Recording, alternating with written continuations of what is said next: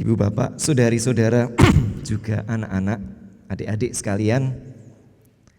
Sebetulnya perikop bacaan kita pada saat ini diawali oleh sebuah keterangan yang menarik. Bukan cuma menarik, malah keterangan ini agak ganjil. Sayangnya keterangan yang menarik dan ganjil ini seringkali terlewatkan begitu saja. Mungkin karena kita terlalu tersepona gitu ya, pada mujizat Yesus yang berjalan di atas air gitu. Wow. Atau kita tersepona ketika para murid lalu akhirnya menyadari, oh sungguh engkau anak Allah. Atau mungkin keterangan ini juga terlewat begitu saja karena sayangnya kalau kita mencermati naskah baik dalam bahasa Indonesia maupun bahasa Jawa, menawi wonten ingkang maos kitab suci basa Jawi ing wanci menika lajeng boten patos ketingal, tidak terlalu terlihat, tidak terlalu tampak. Maka saya ingin mengajak kita untuk memeriksanya sejenak dalam bahasa Yunani. Di ayat 22 dikisahkan bahwa Yesus segera memerintahkan murid-muridnya naik ke perahu dan mendahuluinya ke seberang. Nah, sebetulnya kata memerintahkan di sini itu dialih bahasakan dari kata kerja Yunani enak kazen. Saya ulangi lagi ya, enak kazen. Dan artinya itu lebih dekat dengan to insist, mendesak. Bahkan dalam kesusastraan Yunani klasik ini seringkali termasuk juga di dalam Perjanjian Baru ini lebih sering digunakan dalam arti to force, memaksa. Jadi Tuhan Yesus itu tidak sekadar memerintah, tetapi ia bahkan mendesak, bahkan memaksa para murid untuk segera naik ke perahu dan berlayar mendahului dirinya ke seberang. Lah, tentu pertanyaannya adalah lapo Jawa Timur, kenging menopo. Untuk apa Tuhan Yesus selalu harus sampai mendesak atau memaksa para murid untuk segera berlayar mendahului dia? Nah, kalau kita cermati paling tidak ada dua kelompok pendapat atau ada dua kelompok penafsiran umum. Kelompok yang pertama itu menafsirkan bahwa Yesus itu mendesak bahkan memaksa para murid karena nanti di tengah pelayaran itu para murid akan memahami pengungkapan jati diri Yesus sebagai anak Allah. Dalam hal ini ada seorang Carla Works yang misalnya menyatakan dalam Injil Matius kisah ini dimaksudkan untuk mengungkapkan jati diri Yesus. Jika Yesus tidak memaksa para murid untuk berangkat dalam pelayaran yang penuh ketidakpastian itu, mereka pasti akan melewatkan kesempatan untuk menyaksikan kehadiran Allah yang mengungkapkan diri di tengah mereka. Itu kelompok yang pertama. Tapi ada juga kelompok yang kedua yang mengatakan no, bukan itu. Yesus itu memaksa, mendesak para murid untuk segera berangkat karena ia sungguh membutuhkan waktu pribadi bersama dengan Bapaknya. Tuh di ayat 23 kan, habis para murid pergi lalu ia menyuruh orang banyak pergi, lalu ia segera naik ke atas bukit untuk berdoa seorang diri. Dalam hal ini seorang Mitzi J. Smith misalnya lalu mencatat, Yesus amat membutuhkan waktu bagi dirinya sendiri. Oleh sebab itu ia pun mendesak para muridnya untuk segera naik ke atas perahu dan meninggalkannya. Yesus membubarkan orang banyak lalu mencari tempat yang sunyi di atas bukit di mana ia bisa beristirahat sejenak serta bercakap dengan Allah. Ketika semangat, pikiran serta raganya telah segar kembali, Yesus pun bangkit. ia tampak segar dan bugar, kemudian ia berjalan di atas air untuk menyusul murid-muridnya. Sepintas lalu kalau kita mencermati atau mendengar penjelasan-penjelasan ini kan tampaknya baik ya. Bahkan tampaknya indah gitu ya. Tapi menurut saya sebetulnya ada masalah yang cukup serius terkait dengan penafsiran ini. Kenapa? Karena kalau memang itu alasannya, Yesus memilih melakukan sesuatu yang sangat tidak efektif dan sangat tidak efisien. Dia ini kan mindon gaweni toh. Dia ayo ndang lungo, ndang budal numpak perahu. Terus baru habis itu dia meminta orang banyak pergi. Apa Yesus ini bukan seorang manajer yang baik? Kan seharusnya dia kan ya udah kumpul, saiki tulungono aku, kuwi wong-wong akeh kuwi kon lunga sik. Setelah murid-muridnya itu membantu, orang banyak habis, baru Yesus mengatakan ya saiki kowe budal lo. Kan enak. Bayangkan dia harus memerintahkan para murid nguntap kesik dada gitu, yo hati-hati yo. Terus baru ayo monggo katuran wangsul kundur gitu kan mindon gawe nih. Aneh toh? Nah, di tengah keanehan, keganjilan atau kebuntuan penjelasan ini, saya terbantu oleh seorang D. Mark Davis yang memberikan penjelasan yang berbeda, tetapi cukup menarik. Di dalam artikelnya yang berjudul A Superfluous Miracle, Davis itu pertama-tama mengingatkan, hey, pasal 14 ini kan dibuka dengan keterangan, dengan kisah mengenai Yohanes Pembaptis yang dibunuh oleh Herodes secara keji atas permintaan anak perempuan Herodias. Dan bukankah juga dikisahkan bahwa murid-murid Yohanes Pembaptis itu lalu segera mengabarkan berita itu kepada Yesus. Dan kita tahu siapa Yohanes Pembaptis. Ada yang mengatakan dia itu sepupunya Yesus. Atau paling tidak Yohanes Pembaptis ini kerabat Yesus. Nah, Davis itu menduga bahwa sangat mungkin di antara orang banyak yang berkerumun saat itu ada murid-murid Yohanes Pembaptis, ada juga simpatisannya yang tentunya getem-getem, pengen segera merespon kekejian Herodes. Dan mereka datang kepada Yesus karena tahu bahwa Yesus ini sedulure dan Yesus punya pengaruh, Yesus punya power. Dan kita tahu juga bahwa di antara murid-murid Yesus itu ada orang-orang yang impulsif, yang sumbu pendek, seperti Simon Petrus. Ada juga yang temperamental, gampang marah, seperti Yohanes dan Yakobus. Makanya di dalam Injil Markus mereka disebut sebagai Boanerges, anak-anak guru. Jadi kayak gluduk gitu kalau udah marah. Nah, kita bisa membayangkan orang banyak yang sebagian itu getem-getem kepada Herodes, mangkel, tidak terima bertemu dengan murid-murid yang impulsif, yang lalu temperamental, dadi siji.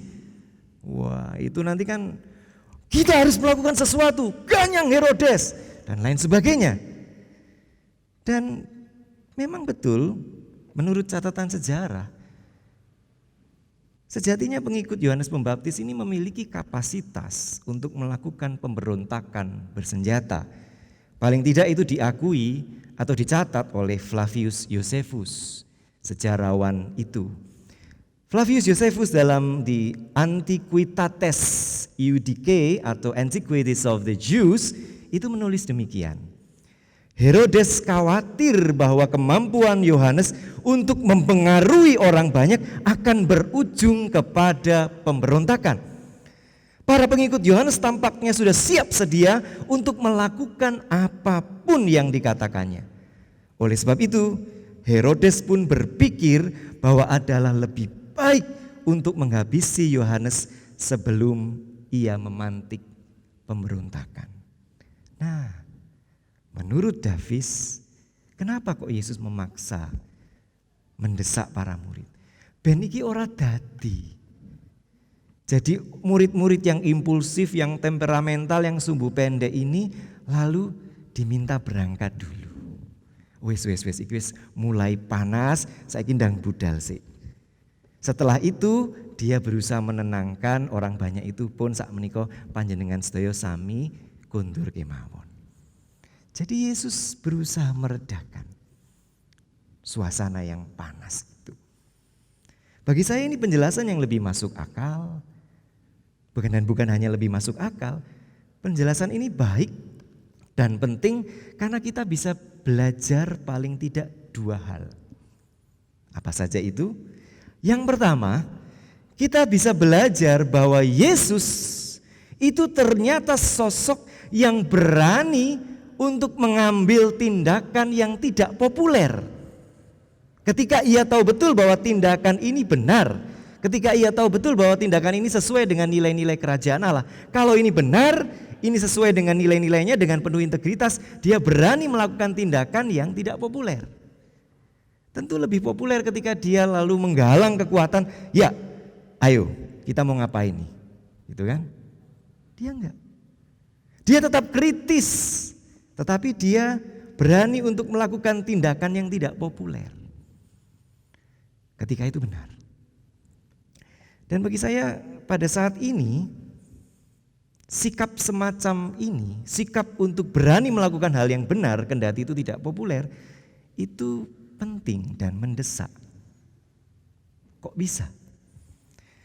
Ada seorang jurnalis sains menulis di harian The New York Times, dia menulis artikel berjudul How Pandemics End.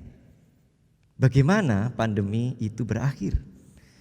Dan Kolata menjelaskan bahwa paling tidak berdasarkan pengamatan sejarah ada dua macam akhir dari pandemi. Dia menulis demikian. Menurut para sejarawan secara tipikal ada dua macam akhir dari suatu pandemi. Yang pertama adalah akhir secara medis yang terjadi ketika jumlah kasus dan kematian memang sungguh-sungguh sudah terkendali bahkan menurun drastis. Pandemi berakhir secara medis. Tetapi ada juga akhir secara sosial. Ketika kondisinya sebetulnya masih gawat, masih genting, tetapi orang sudah capek. Orang sudah tidak lagi khawatir, orang sudah tidak lagi waspada, orang sudah tidak lagi takut. Itu akhir secara sosial. Dan menurut saya pada saat ini di Indonesia dan mungkin juga di negara-negara lain, kita sedang menyaksikan bahwa bagi sebagian orang pandemi COVID-19 ini sudah berakhir secara sosial. Ya kan? Orang semakin tidak peduli pada protokol kesehatan. Orang sudah tidak terlalu peduli untuk berjaga jarak. Mereka nongkrong di mana saja dan kapan saja. Orang sudah tidak peduli untuk menggunakan masker. Kalaupun menggunakan, cara-caranya juga tidak proper. Orang juga semakin malas untuk mencuci tangan dan menjaga kebersihan diri. Luweh. Bahkan mulai muncul orang-orang yang menafikan sama sekali bahaya pandemi COVID-19. Jadi bagi banyak orang pandemi ini secara sosial sudah berakhir, termasuk juga di sekitar kita. Padahal kita tahu bahwa pandemi ini secara medis malah menjadi semakin berbahaya.